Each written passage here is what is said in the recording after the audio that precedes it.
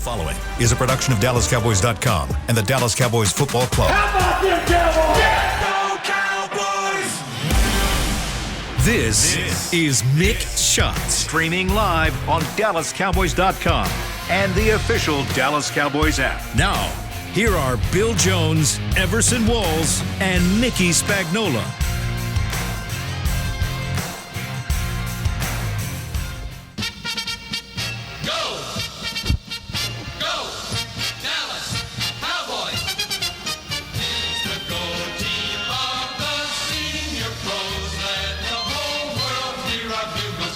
Go team of the Senior Bowl?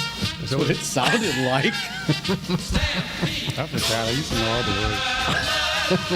All I can think of is Hamilton Park, sleeping in my twin bed.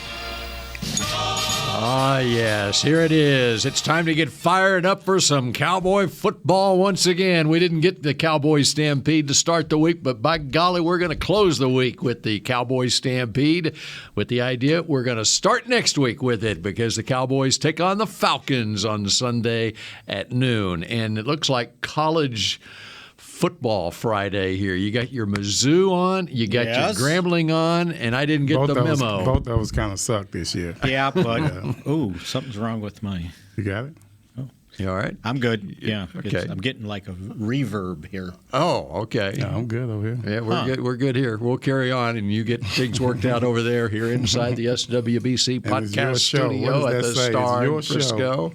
And yes, Cowboys and Falcons. We are now less than 48 hours away from kickoff, and it's time to get the bad taste of last week out of the mouth of the Cowboys players, and Dak Prescott talked about that when he talked to the media yesterday, and that happened several days ago now that they got that bad taste out. Was I there? Were you there? No. No? He finished before we you were finished our here. show. So I was here with you guys. They were dispersing when we saw them outside. They were waiting. Who were they? Waiting on someone who didn't show up. It didn't show up. Once again, that's always a bad sign. That's a bad sign. Always a bad bad sign. Want to talk, right? I got a problem. So whoever they were waiting on, they didn't show up.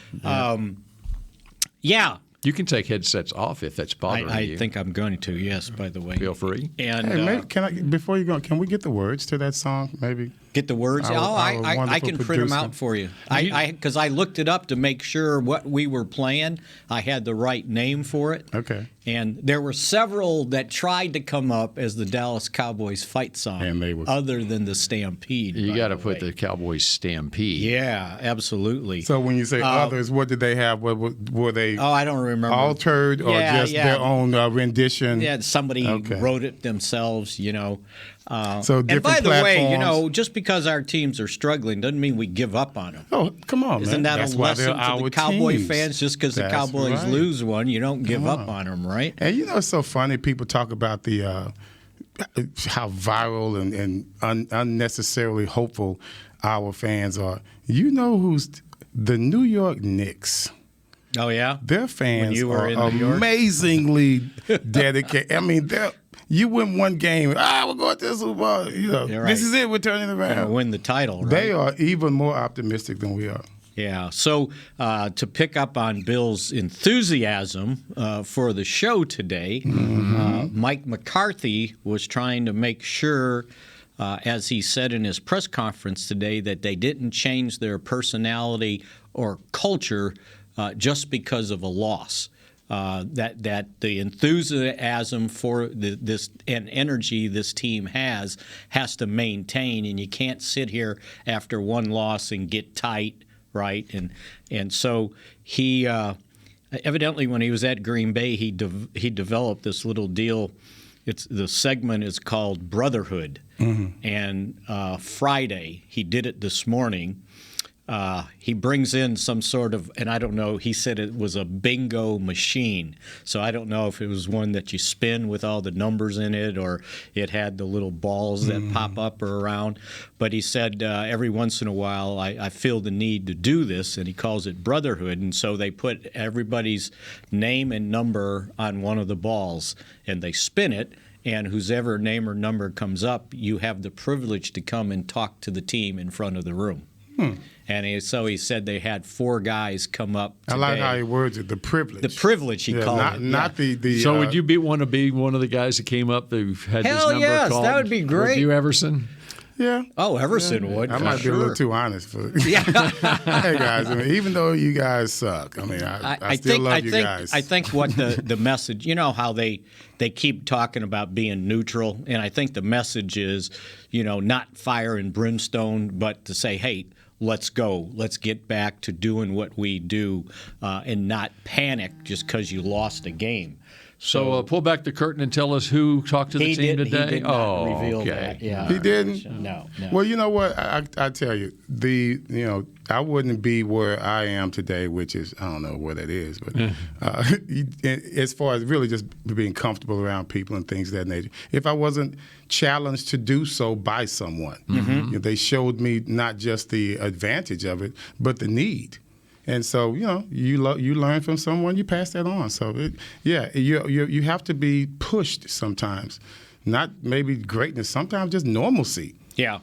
And so if that normalcy might be someone else's greatness. And then the other thing that he definitely has dispelled this week, and if he didn't do it in front of us in the press conferences up there, he certainly did it at 6:30 this morning on his radio segment when he was asked if this was a good loss. Oh. No coach wants to hear it or admit to it. There is no such thing as a good loss. No one wants to hear that He or would admit to it. So what do you say? He'd rather have a bad win than a good loss. He goes, a bad win I can teach just as well, right? That's funny. See, no one's ever said that. I can teach just as well from a bad loss. Yeah, there ain't no such thing as a good loss. Whoever's asking that question, they haven't run a team, coached a team, or been. I think they just wanted to see him change colors. That's what they just wanted. Maybe he was being baited. Mm-hmm. He said, I think you can win and not play as good. He said, but you get the same thing out of it. And then he went into what we've been talking about. He says, it's a long NFL season. You're going to go through trials and tribulations. You're going to have injuries. You're going to have bad breaks. Right. But you got to keep pushing forward. And the object is always, no matter all that stuff, is to win. He goes, because at the end of the year, they count up the wins. So I thought he was as honest and open good. as you can be about it. Yeah, and that get out of there with that stuff about good losses. But let's like with Herm Edwards, I never do I agree with him that much. But when he says you play to win the game, that's just what you're taught. You don't ever give up, until the horn sounds. And of course, yes, we do throw in the towel, of course, but that is just the last thing you want to do. You know, so that's why everyone wants to stay away from it, even though the goal is clearly hopeless. But then you look around and say, okay, what is this Reggie Miller? What if Reggie Miller would have thought that? It's hopeless. Yeah. What 9 points in 6 seconds or some crap like that. 10 seconds. I mean, so that's less. What greatness comes from. Where somebody said, "No, I'm not throwing in the towel." Right. And in regards to his statement about not changing anything, that's why his system works. He's consistent. You just make some adjustments, but the system, you still go, as I said earlier, back to the basics. Right. Which they teach that every day, the basics.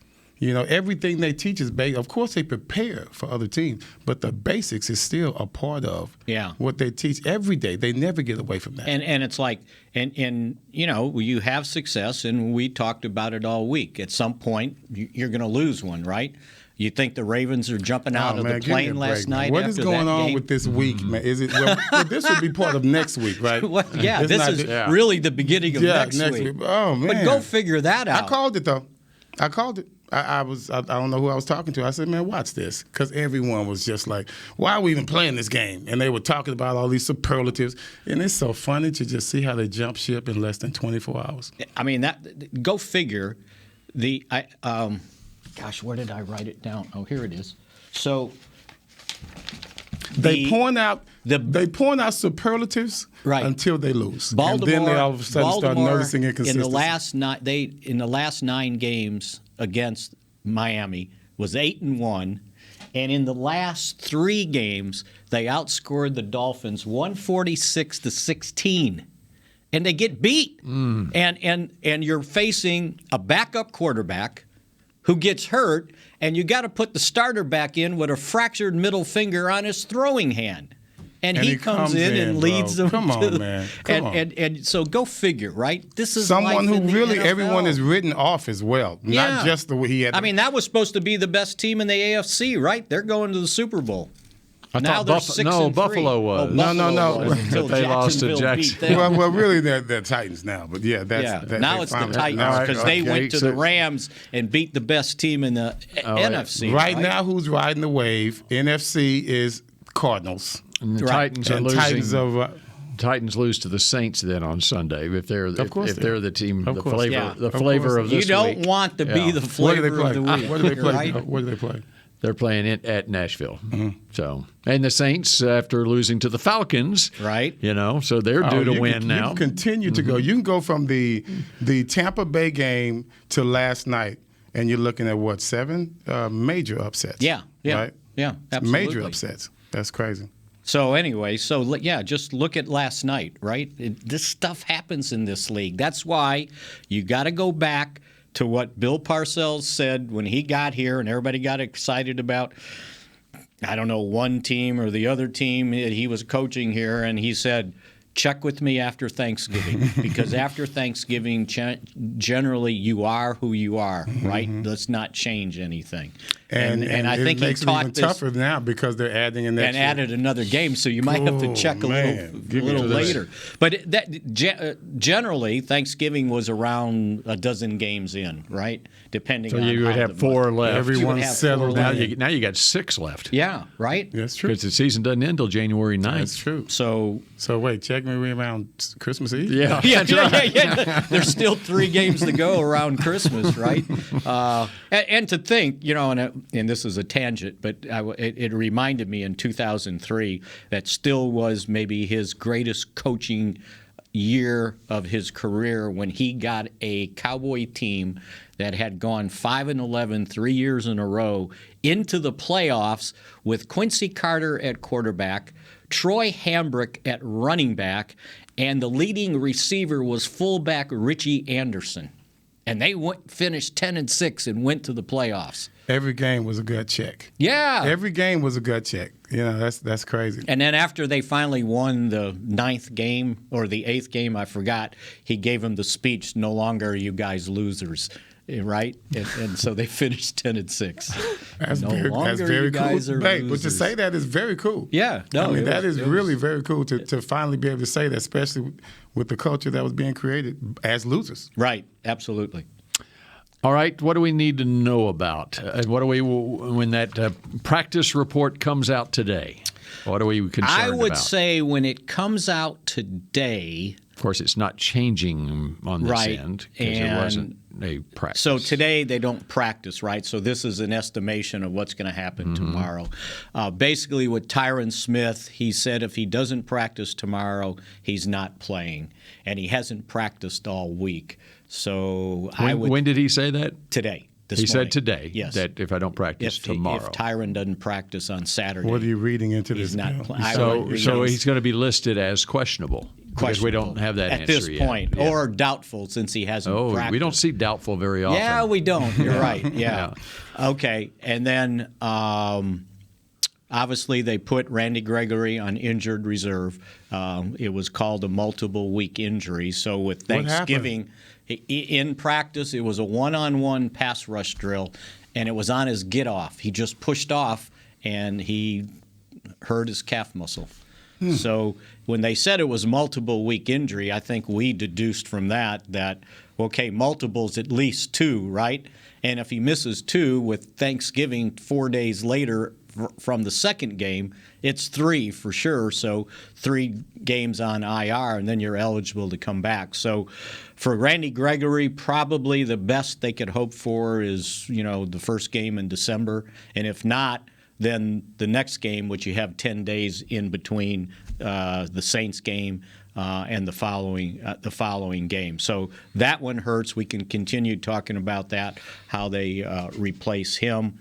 Let's see, who else? Cedric Wilson has not practiced, but he mentions his name twice this morning. So maybe they're being careful with him. They can get him back. Mm-hmm. Michael Gallup's definitely coming off of IR, so he will be available. For the game? For the game, yes. Oh. And then the update timing. On perfect timing. Quinton Bohanna has been listed with an illness, and it's not COVID related. You always got to say that. No one can have the flu or something else wrong. You're relieved right? If you illness. have the flu. Yeah, right. So he hasn't practiced. So I would imagine it's going to be close for him and Corey Clement. So they've had something go around in the locker room. He was listed with an illness.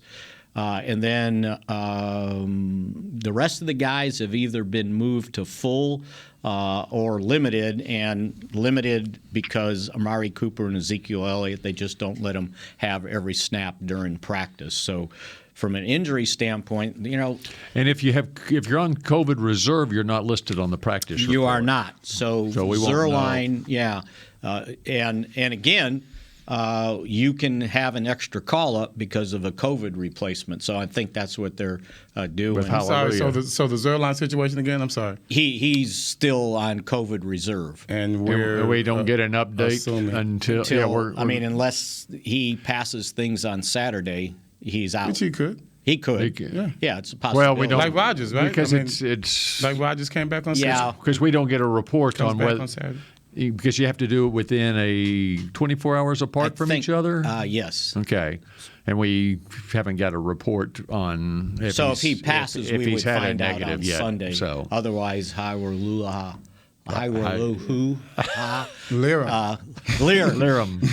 is the kicker.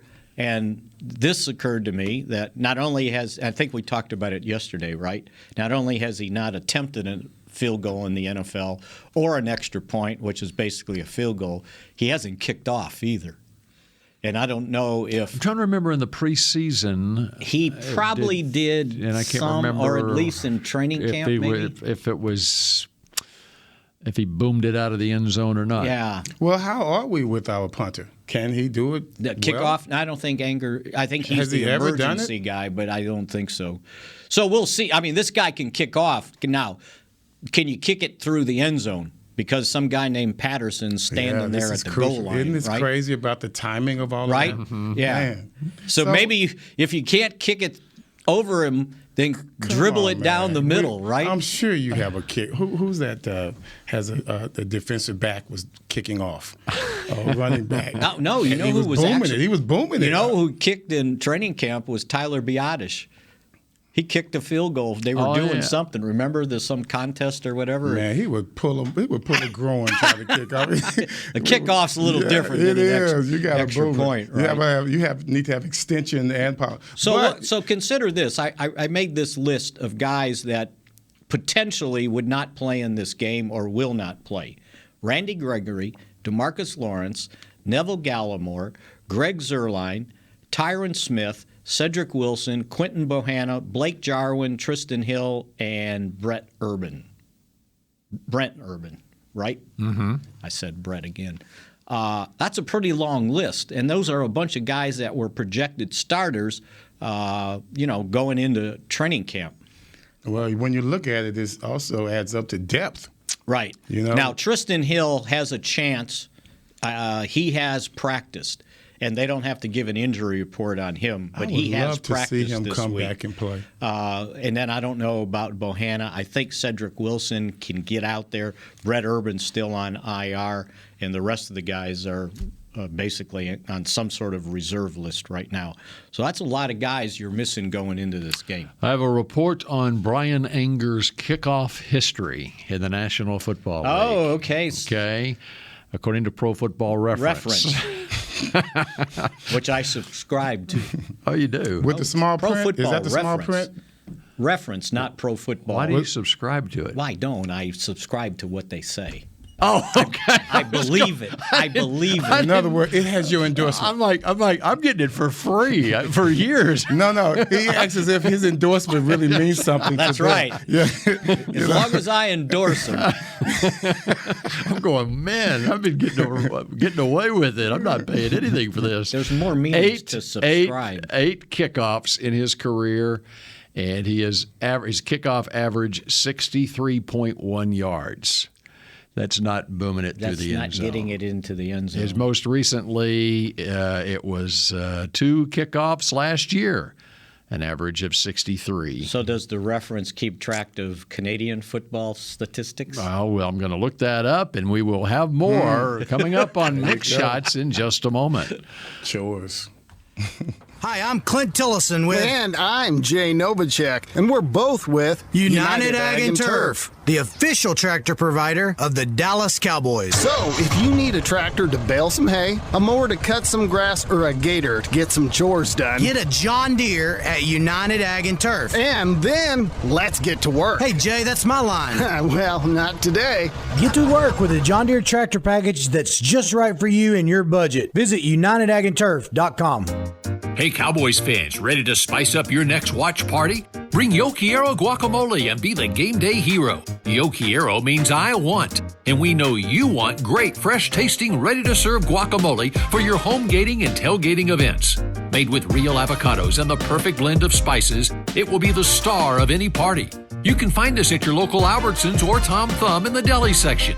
If you can't find it, talk to your store manager and tell them, Yo Quiero guacamole.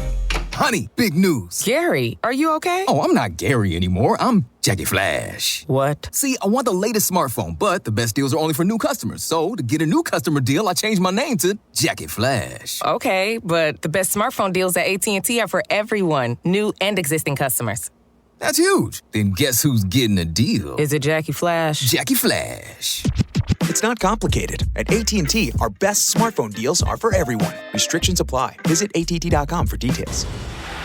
The Cowboys way, where 16 Hall of Famers and 5 championships shows us what success looks like. Where turkey is always the second best part of Thanksgiving Day. Where we are all defined by one single thing, the star. Where we as fans know it's our job to keep the tradition going. Bank of America is proud to be the official bank of the Dallas Cowboys and to support the quest of living life the Cowboys way. Copyright 2020, Bank of America Corporation. Back to Mick Shots.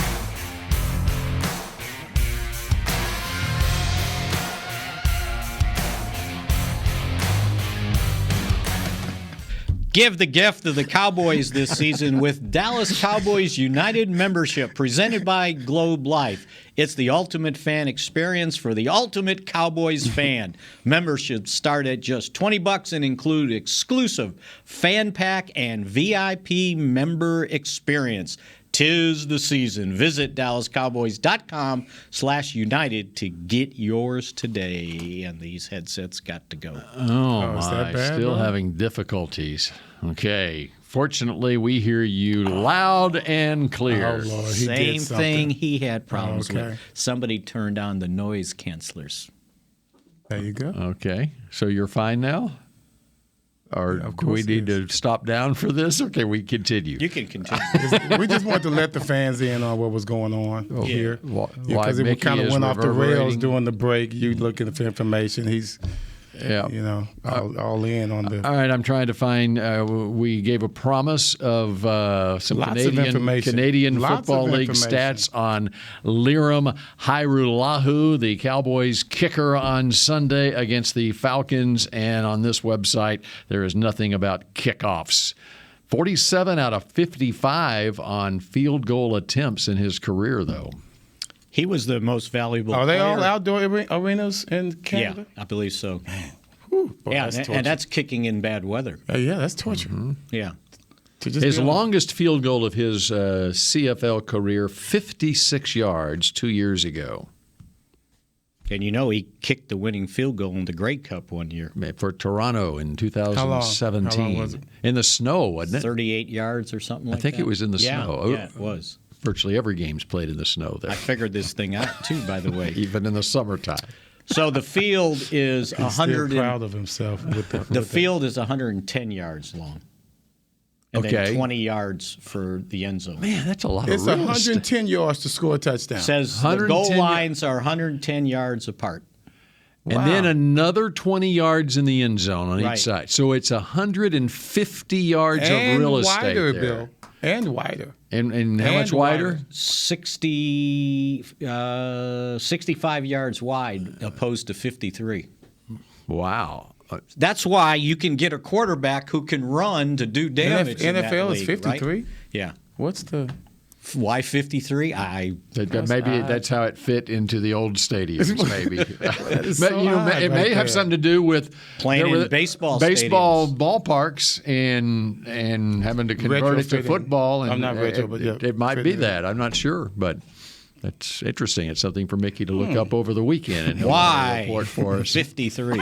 See, it takes a fresh eye like myself to ask these piercing All questions. I know is length was a problem, especially for the Bears when they played at Wrigley Field, because they went from left field to the first baseline, and left field after the 10-yard end zone, there might have been 5 feet.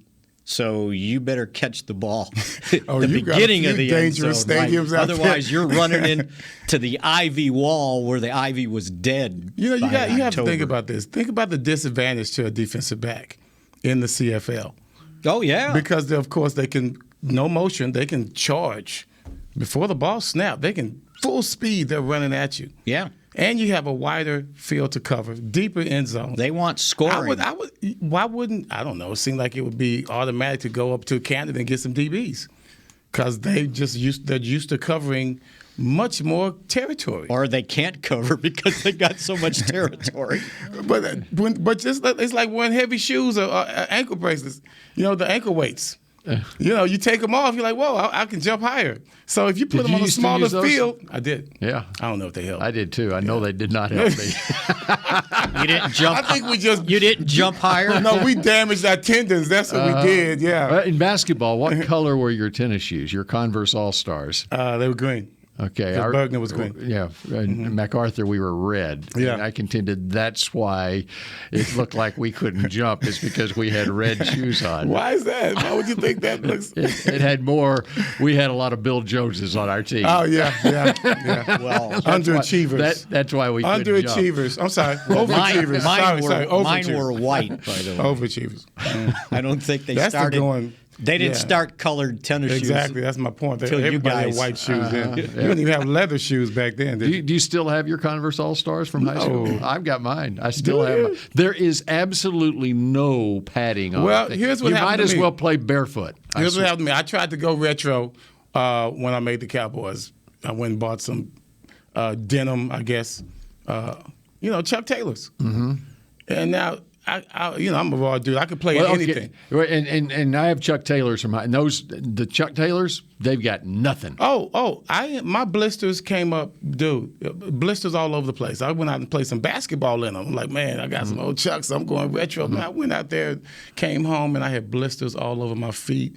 On the bottom, I was so hurt because it had no cushion. Mm-hmm. It has nothing. No cushion whatsoever. Unbelievable. I'm like, what? That's how far shoes had come. So back in the day when you got a pair of those, that was the thing. Especially when I was growing up, you did not wear those outside. You walked to the gym with your tennis shoes slung over your shoulder. That's why they used to do that. Go to the park anywhere. Going to the park, the guys would never wear them to the park. They would sling them over their shoulders and then put them on at the park. Absolutely. That's right. Wow.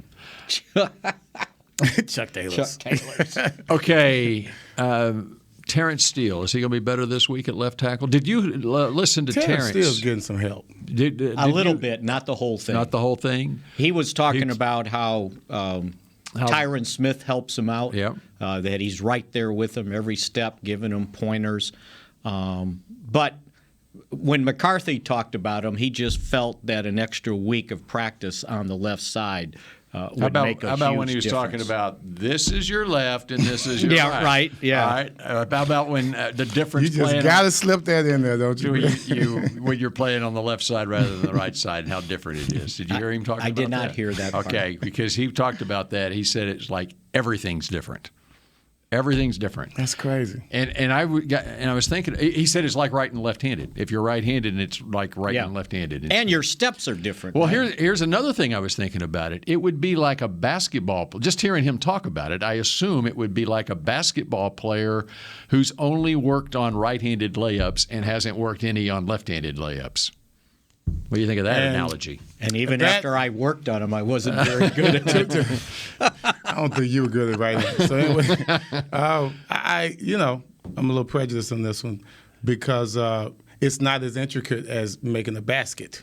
Yeah. You know what I mean? There's still that target there. Now, I will say, mentally, you got to change things up when it comes to your stance and the balance that you have to have as the play develops and things of that nature. I mean, one thing on a layup, you're jumping off a different foot, right? Oh, yeah, but only in that regard would it be different. Yeah. Jumping off the foot is easier than jumping off the foot and making a left hand. Right. So it's not that. Yeah, see what I'm saying? That's my point. But in basketball, you could always get to the right side. See, unfortunately, any kind of way. In football, you are on the left side. Now, and as I think about it, like I said, switching to the other side, I've done it. I can see how it's an adjustment. I didn't realize how tough it was for a lineman. Yeah. That is I am because I don't understand it. I mean, because I don't quite understand it. I understand that it's a problem for them. That I do agree with. Yeah, because it seems to be very difficult to do. And so the question is, will a week of work help him in order, and how much will it help It'll him? help. Yeah. I think he may still need some help. He will. Until they Trust feel me. comfortable that, with his first step is going to be right. Part of my pick to click, by the way. Terrence Steele? I didn't say that. Tight end? I did. Oh, you're not going to tell us? I'm not going to tell you. Oh, okay. Yeah, 5 minutes. That'll be in the last segment of the show. Right. Okay. So the other question then becomes, what do they do at defensive end? And there's so many people think, well, you just put Micah Parsons out there. Well, I don't think it's that simple. Mm-hmm. And I still think he is more effective in the middle of the field than he is where everybody knows what he's going to do. If he's lined up at defensive end, what's he doing? Let me say this. How about it being offered as an option in certain packages? Exactly, and I think McCarthy kind of mentioned that. Okay. That he's versatile, but one of the things he said is in the middle of the field, people don't know what he's doing. Yeah. Right. And as I pointed out yesterday, like when you stand up over the center don't know which side he's going to. Right. And he gets the first step because the center got to snap the ball. When I felt the most comfortable as a defender, because the flex was tough on the defensive back that playing the run so much, when Ernie Stoutner started dialing it up, and we went with what we call the max blitz, and you had either Bob Brunick and Michael Downs or Lockhart and Michael Downs, and then you had Dexter Clinkscale, who's one of the best blitzers the Cowboys, I think, have ever had. When you have those guys up there, and we call them max blitz, I felt extremely comfortable. Like you were good. Yeah, I had that, what did Isaac Holt say? Yeah, the Ike Holt thing. The 1, 2, 3. I'm good. Yeah, 1, 2, 3, I'm good. Thank you. Because it's over with. It's over with. And we created so much chaos, which is exactly what they do with their stand-up blitzes. It brings back those memories. And it is very intimidating for the quarterback. At that time, not as much shotgun necessarily. Some guys would still go under. And when you're under the center and Mike's arms was, oh my God, he could reach from here to that wall over there. And so sometimes he'd grab them before they'd even pull out from under center. Yeah. So we'll see. I think there'll be certain, like, say it's 3rd and 15. He's going at defensive end, right? But 3rd and 7, 3rd and 5, I want him at linebacker. Yeah. And think about, we talked about this earlier. Who's capable of running with Kyle Pitts when they put him outside? Because he's very rarely in the line, right? He's not your traditional tight end, and you can say, well, the linebacker can take him. Interesting. Or the safety can take him. So he rarely lines up tight. I saw some stuff where he was out wide, and it's like he was on the boundary. Okay. Oh, I've seen that. Yeah. Then I better put my corner out there. That's where he's catching all his big passes. Yeah. So they're just throwing it So up. I just think his versatility is what makes him. Yeah, that's right. 57 targets.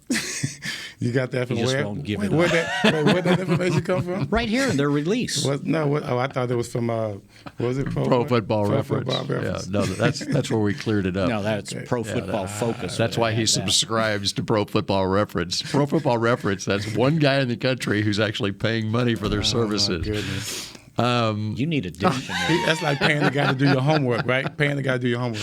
I subscribe to that theory. Take your test. Take your test. I'm not paying for the theory. I subscribe to it. All right. And my question for the listeners out there, do you subscribe to Everson and Mickey's Picks to Click each week? Well, I suggest you do, and we're going to hear them next here on Mix Shots. Honey, big news. Gary, are you okay? Oh, I'm not Gary anymore. I'm Jackie Flash. What? See, I want the latest smartphone, but the best deals are only for new customers. So, to get a new customer deal, I changed my name to Jackie Flash. Okay, but the best smartphone deals at AT&T are for everyone, new and existing customers. That's huge. Then guess who's getting a deal? Is it Jackie Flash? Jackie Flash.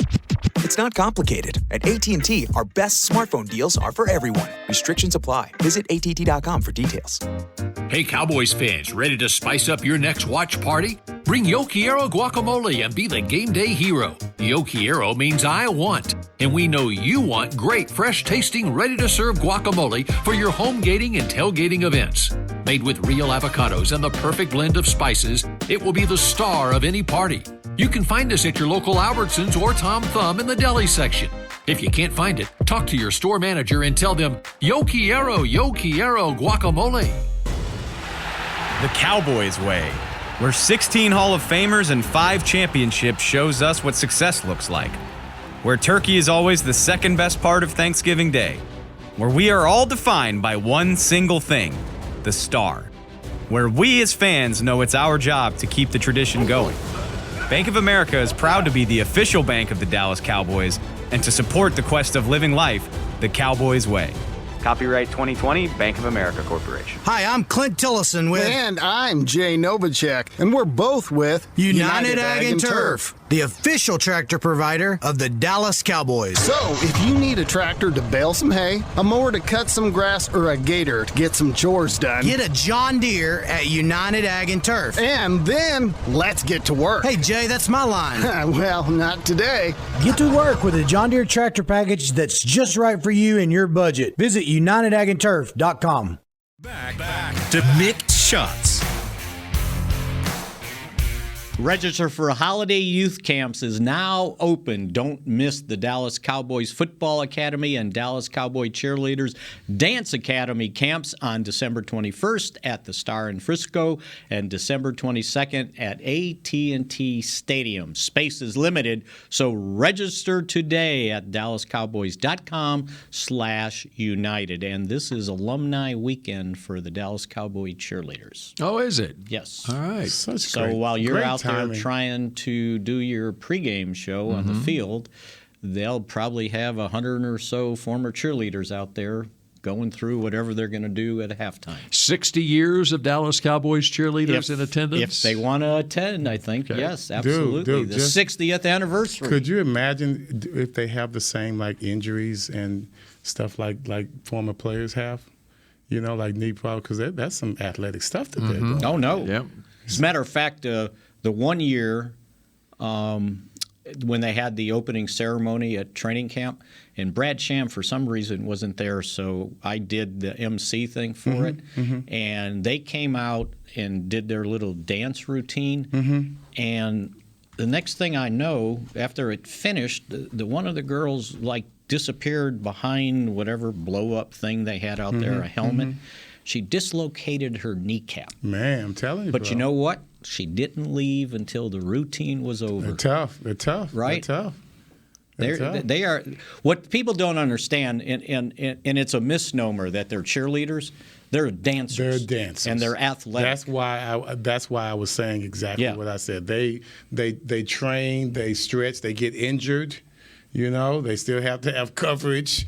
You know, from all the injuries that they had, and sometimes they have bad hip like Bill. You know what I mean? All the stuff, the same. I stuff found out happens. when I went on their trips and did kind of little stories on their careers or whatever. A lot of them were former athletes.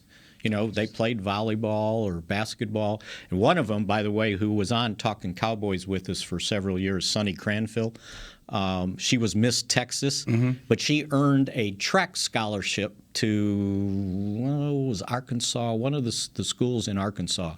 And I said, well, what'd you run? And she goes, hurdles. I said, hurdles? I said, if you run hurdles, you have to fall and scrape your knees. She goes, I can't tell you how many times I did. So you think you got this beauty pageant girl, and she's tough as nails because she's running hurdles. I still have marks on my knees from hurdles. I can never get over it. Yeah. Hey, I tell you what, as you got older, it was for Mickey. It was high jumping. Hey, back in the day, it was high hurdles and low hurdles. That's right? very true. And the low ones, they got higher as you got older. I gave up track. I was like, I don't think I can make that. I'm sorry. They used the hurdles as the high jump competition. And you guys were probably running on tartan surface. We had cinders.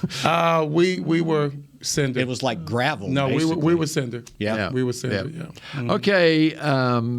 Before we get to our picks, Jerry was on the radio this morning, and you caught it. I only caught the first part. The quote of the day? Did you catch? I did not. Anybody that thought we weren't going to have to burn some of these wagons as we go west with the old wagon train and use some of them for firewood and lose some folks on the way or birth some doesn't understand an NFL season. A long journey to get to California. I've heard him use that before. That is great. We got to burn some wagons. I mean, come on. Boy, I'm looking for Native Americans to come charging over the hill. Go ahead. Okay, and so we move on to our picks. You need to send that to me. I think that would fit in my column for today. Okay. No, that would fit for the Donner Party. That's what that would fit for. I will send it to you right now. All right. Okay. So we got to make picks, huh? We did so well last week. I have sucked all year. The moment I step out of my bag, you know what I mean? I'm going to go all in with them, then it just totally flips on me. All right, so what are you doing this week? This week I am I think I'm still back. I'm back in the bag again. I know we're going to win. I know that we're going to have problems. I still look at our defense to give up big plays, but I still look at our offense to get everything, to right the ship, because we have always been driven by our offense. That's just the way it is. Not the Patriots game necessarily, but what was the game when they just really had a Minnesota game? That was obviously an aberration. So that's cool. That's the way we are. We were comfortable with that before the Minnesota game, right? We knew that was us. So I'm looking at us to come back and score highly. 38-28, that's the score I'm looking at. And I have one pick to click, which is really easy, but he's going to be busier. And I'm hoping the matchup comes with Pitts versus Curse. Yeah. Okay. We're going to have to really fill in, up front. I think that makes him even more valuable because of his versatility. I think having him on Pitts I think it'd be a great matchup. I think he may give some up, but he'll do just enough to make sure that he doesn't hurt us too much. But having said that, and it's an easy pick because he's always having a bunch of tackles. He's in on a bunch of tackles all the time. He's going to be busier because of Pitts. Going back to my honorable mention, Kellen Moore had better come out of his bag. He needs to protect who he needs to protect. I don't care how he does it. We can't have that same disadvantage again. And when we hold them off, we are a better team. Maybe not running. I mean, we sacrifice sometimes our run to protect because we are very effective passing the ball. So I think he really needs to come out of his bag and show us something different. Keep him off balance. Am I up next? You're up next. So, what was your score? 38-28, right? 38-28. Oh, you know what? I'm sorry. I got a little scared and got a little confident. I crossed it out and put 24. 38-24. 24. Mm-hmm. Oh. So if my name came up on the bingo machine, You've been pretty good. You've been pretty good all year. I have not lost confidence in this team, so I'm going to pick 30-27. Whoa. 30-27. Man, that's too close. And 30 means I either get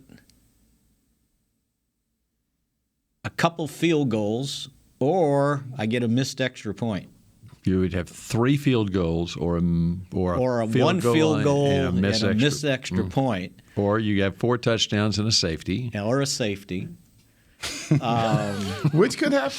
Could happen. So 30-27, and I am sticking. I'm going to be stubborn because I know my pick to click last week was Ezekiel Elliott.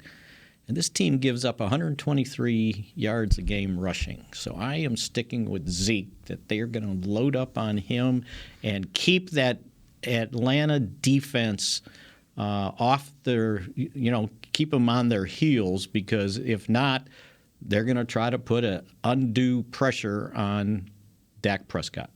So for the hell of it, just for giggles, who would be your honorable mention?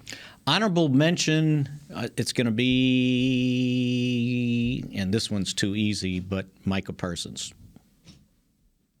All right, you ready for me? Mm-hmm. Yes. I'm going with are the people out there. Cowboys victory. A Cowboys victory, and it's going to be one-sided in favor of the Cowboys. Ooh. For some reason, these numbers came to mind. 41-17. So I'm going with 41-17 Cowboys. So is there some gag there? You always have a gimmick for your score. Nope, I've got a gimmick on my picks to click, though. I got on defense, my pick to click is former Atlanta Falcon Keanu Neal, and actually with the Parsons maybe playing some defensive end, Keanu Neal's role, and with what they've got it tied in with Pitts, what they've got with Cordero Patterson in the backfield, I can see Keanu Neal playing a big role on this defense this week. And you want a second pick to click? I'll go with a guy from Atlanta, Georgia area, and that would be the return of Michael Gallup. Gallup finds the end zone. So there you go. All right. I didn't know he was from Atlanta. Yeah, he's from, I think, a suburb or just outside in a small town. Explain where you're going to be this weekend. Oh, we're going to be at the Omni. Don't forget, we changed locations. Oh, really? You know what? He sent me that. Yes. Yes. I got it. We're at the Omni at 1:15. I didn't even look at it. I just copied. And if anybody wants to join us, you can sign up as you show up. They take walk-ins and make yourself eligible to get in the autograph line. But yes. So who's showing up? It's been Van Der Esch almost every week. Yes. And Randy Gregory, so I'm guessing Gregory's not there. And then last week they had some newbies there, I believe. So, yeah. But anyway, Everson and I will get people riled up. And what time again? 1:15 is when we go on stage. That starts at like 1 o'clock. Okay. And tickets are available. All right. And Michael Gallup from Monroe, Georgia. And that does it for another week of Mix Shots, and we will shout at you again on Monday on a Cowboy Stampede Victory Monday. That's right. Have a great weekend. Go Cowboys. We better. This has been a production of DallasCowboys.com and the Dallas Cowboys Football Club. How about this, Cowboys? Yeah!